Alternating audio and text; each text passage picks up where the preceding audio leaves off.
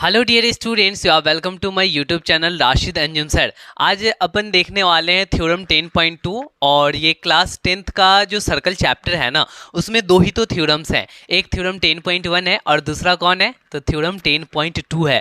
और मैं आपको बता दूं कि 10.1 से ज़्यादा इम्पॉर्टेंट ये है क्योंकि बार बार जो है ना इस वाले थ्योरम को सीबीएसई बोर्ड ने पूछ रखा है, इसीलिए इसको अच्छे से करने की ज़रूरत है। ये बहुत इजी थ्योरम, इसको प्रूफ करना बहुत आसान है। तो चलो हम लोग इसको शुरू करते हैं, लेकिन ध्यान से देख लेना, हर एक स्टेप को आप ध्यान से देखोगे तो तुम्हें याद हो जाएगी, रटने की कोई ज़रूरत नहीं है। यहाँ पे देखो कि the length of tangents drawn from an external point to a circle are equal. अच्छा, यानी कि ये कह रहा है कि कोई एक सर्कल है और इस सर्कल के एक्सटर्नल पॉइंट से जो टेंजेंट्स को ड्रॉ किए जाएंगे, इसका मतलब ये है कि हमने यहाँ से बेटा ये टेंजेंट्स को ड्रॉ किया और एग्जैक्टली हमने क्या किया कि इधर से मैंने यहाँ पे ये टेंजेंट को ड्रॉ किया, ठीक है।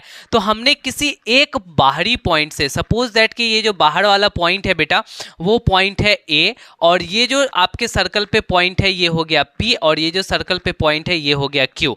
कहने का मतलब ये है कि एक्सटर्नल पॉइंट से टेंजेंट जो बनेंगे सर्कल पे वो कितने बनेंगे, तो 2 टेंजेंट्स बनेंगे। एक यहाँ पे इधर इस साइड पॉइंट पी पे जा रहा है और एक पॉइंट क्यू पे जा रहा है, तो इस दोनों का लेंथ इक्वल होगा। इसी को हमें प्रूफ करना है।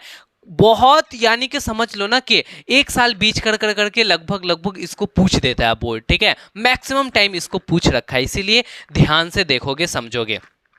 तो हम क्या कर लेते हैं ना कि इस सर्कल के सेंटर को बेटा सी मान लेते हैं, ठीक है, नहीं ओ मान लेते हैं, ओ मान लेते हैं, ठीक है। तो जो बात गिवन है सबसे पहले हमें लिखना पड़ेगा कि गिवन क्या क्या हमें दिया हुआ है इस वाले पूरी की पूरी लाइन में। तो यहाँ पे जो टेंजेंट्स है ना, तो 2 tangents A P and A Q, 2 tangents आप लिखोगे कि 2 tangents A P and A Q R drawn, उसको ड्रॉ किया गया है फ्रॉम एन एक्सटर्नल पॉइंट। वो कौन सा एक्सटर्नल पॉइंट है बेटा, तो आप कहोगे from an external point A to the circle. अब वो सर्कल का सेंटर क्या है, तो ओ, तो to the circle with centre O, जिसकी सेंटर क्या है बेटा, तो ओ है। इतनी सी बात आपको गिवन है, आपने दे दिया। अब हमें यहाँ पे जो प्रूफ करना होता है वो लिखना पड़ता है। तो टू प्रूफ में आप क्या लिखोगे, यहाँ पे आपको क्या प्रूफ करना है कि हाँ ये जो एक्सटर्नल पॉइंट से जो टेंजेंट की लेंथ है यानी ए पी है और यहाँ क्या है ए क्यू है, इसको बराबर दिखाना है। तो हम यहाँ पे लिखेंगे टू प्रूफ में A P is equals to A Q. बोलो यहाँ तक की बात क्लियर है कि नहीं, समझ में आ रहा है? आई होप समझ में आ रहा होगा। इतनी सी बात तो आपको क्लियर होगी। स्टेप बाइज स्टेप देखेंगे, कोई जल्दबाजी नहीं है, हमें अच्छे से सीखेंगे।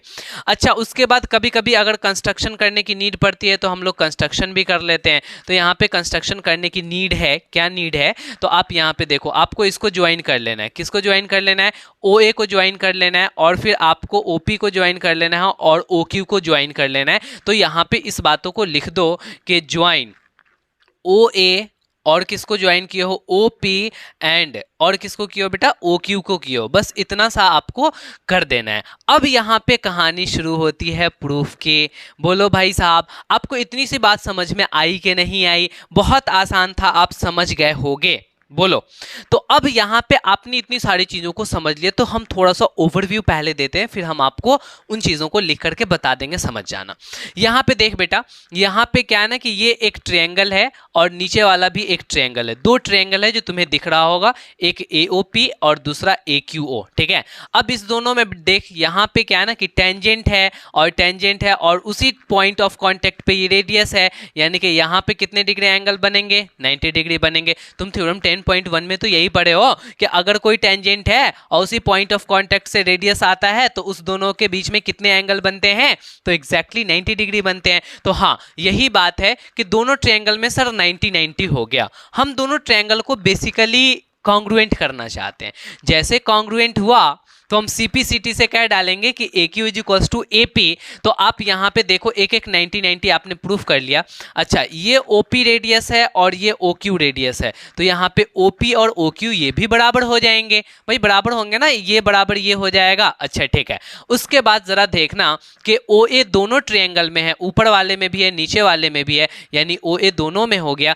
तो दिस इज द हाइपोटेनस, ठीक है, ये साइड हो गया और ये राइट हो गया। तो राइट हाइपोटेनस साइड यानी कि RHS से दोनों ट्रायंगल कॉन्ग्रुएंट हो जाएगा, और जैसे ही कॉन्ग्रुएंट होगा हम क्या डालेंगे कि AQ और AP आपस में कैसे हैं, तो इक्वल हैं। समझ में आ रहा है? तो बस उन्हीं बातों को यहाँ पे आपको लिख डालना है, सारी चीजों को, ठीक है। तो अब यहाँ पे देखो AP is a tangent. AP क्या है बेटा? आपका टेंजेंट है।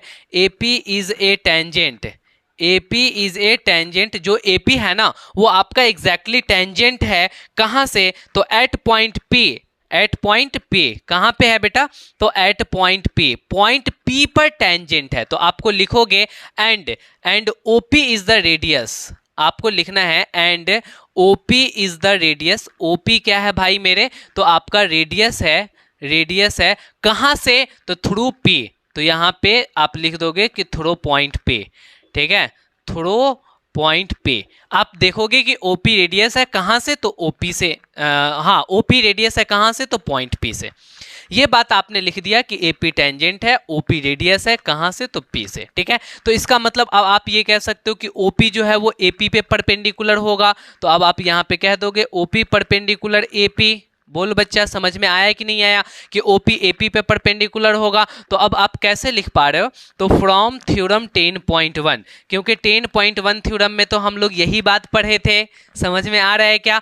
अच्छी बात है। तो सिमिलरली अब आपको फिर से उतनी बातों को लिखने की जरूरत नहीं है, आप डायरेक्ट क्या कह दोगे? सिमिलरली OQ भी तो AQ पे परपेंडिकुलर होगा। तो यहाँ पे आप लिखोगे OQ is perpendicular to AQ। बोल बच्चा, समझ में आया कि नहीं आया?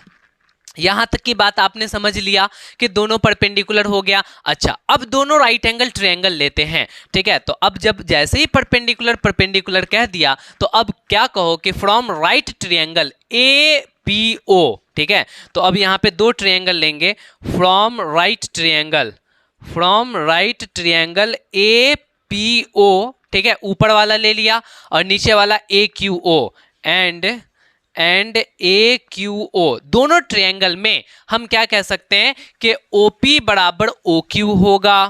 OP is equals to OQ होगा। क्यों? तो radii of same circle, radii of same circle, एक ही सर्कल का दोनों रेडियस है, तो ऑब्वियस सी बात है कि इक्वल होंगे ना। ये भी उसी सर्कल का रेडियस है जो रेडियस ये है, ठीक है। तो अब आपने ये दोनों को कह दिया। अब यहाँ पे देखो कि इसी दोनों ट्रायंगल में OA बराबर OA कह डालोगे तो OA बराबर OA हो जाएगा। और ये आप यहाँ पे रीजन लिख देना कि दोनों में कॉमन है। तो अब आपको क्या पता चला?